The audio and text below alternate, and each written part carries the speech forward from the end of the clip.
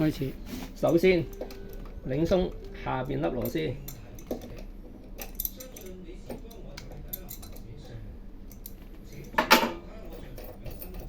然後擰鬆上面呢粒螺絲，完全鬆晒佢。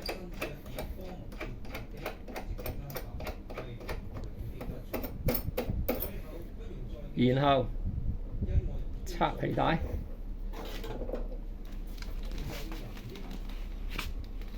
換一條新嘅。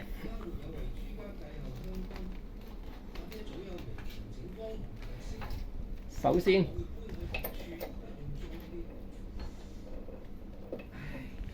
現在落咗皮帶，然後上面呢粒螺絲校平。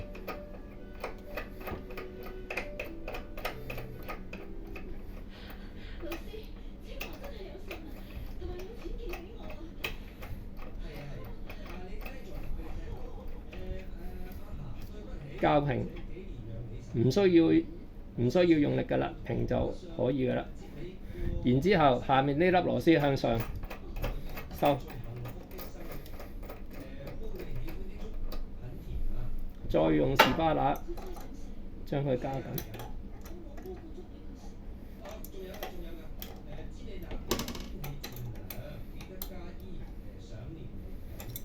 檢查皮帶會唔會太鬆或者太緊，現在就可以。